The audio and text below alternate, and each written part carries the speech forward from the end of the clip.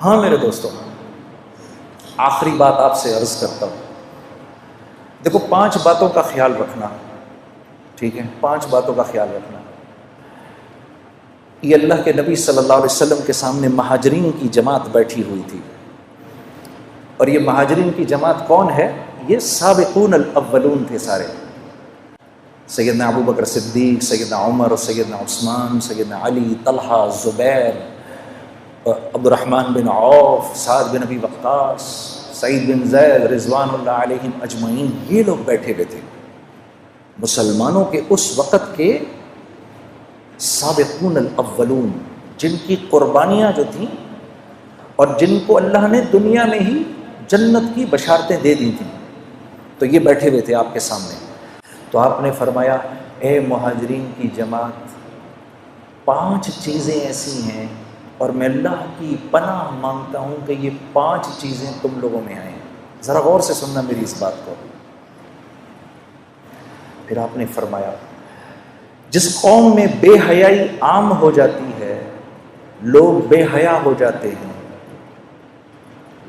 اللہ اس قوم پر ایسے امراض بھیجتا ہے کہ جس کا پچھلوں نے کبھی سنا بھی نہیں ہوتا. اللہ ان میں ایسی اموات بھیجتا ہے کہ جس کا پچھلوں نے کبھی سنا نہیں ہوتا. نمبر 1. نمبر 2، پھر آپ نے فرمایا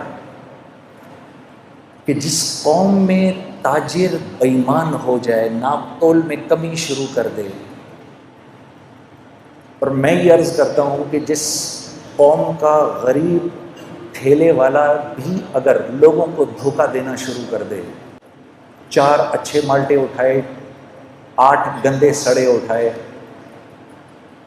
جس قوم کا جو قوم ناپ تول میں بے ایمانی شروع کر دے، معاملات میں بے ایمانی شروع کر دے، اللہ ان کے اوپر ایک ایسا ظالم بادشاہ مسلط کرتے ہیں جو نہ ان کے بڑوں پر رحم کھاتا ہے، نہ ان کے بچوں سے شفقت کرتا ہے. دوسری بات ہو گئی. تیسری بات، پھر آپ نے فرمایا جس قوم کے لوگ زکوٰۃ کو تاوان سمجھتے ہیں، ان پر رزق تنگ کر دیا جاتا ہے. رزق تنگ کر دیا جاتا ہے کہ آسمان سے ایک قطرہ بھی نہ برسے اگر زمین پر بے زبان جانور نہ ہو تو. 3 باتیں. چوتھی بات، آپ نے فرمایا جو بات بات پہ جھوٹ بولتے ہیں، چکر دیتے ہیں اور اپنے وعدوں سے پھر جاتے ہیں. یہ گھر ہم آپ کو 50 لاکھ میں بنا کے دے دیں گے، اس کی قسطیں دیں. آپ 50 لاکھ کے مطابق قسطیں دیں. جب گھر دینے کی باری آئی، سر بات یہ ہے کہ وہ تو وطب کی بات تھی، خرچہ تھوڑا بڑھ گیا، اب آپ کو پوزیشن تب ملے گا جب اس کے اوپر 15 لاکھ اور دیں گے آپ. کیوں؟ کیونکہ اب اس گھر کی قیمت مل رہی ہے 70 لاکھ، ہم تو سر اس کے تو 70 مل رہے ہیں اس وقت، ہم تو پھر 5 چھوڑ رہے ہیں آپ کو. اف، یہ میرا آنکھوں دیکھا حال ہے. وعدہ خلافی، وعدہ خلافی، وعدہ خلافی. کبھی یہ بھی تو کر کے دیکھو. جنید صاحب، یہ میں کیونکہ آپ کو ایگری کر گیا تھا، پہلے آپ کو زبان دے گیا تھا، 25,000 روپے مہینے پہ میں اس جگہ کی آپ کو زبان دے گیا تھا. بعد میں میرے پاس آیا ایک آدمی، مجھے 28 دے رہا تھا، لیکن مجھے اللہ سے حیا آئی کہ میں آپ کو زبان دے چکا ہوں، میں آپ ہی کو دوں گا. یہ 25,000 میں یہ چابی آپ کے ہاتھ میں ہے. ارے میرے دوستو، ہم کوانٹٹی نہیں دیکھتے، ہم کوالٹی دیکھتے ہیں، کیونکہ اللہ پوچھے گا مال کہاں سے کمایا، کہاں خرچ کیا.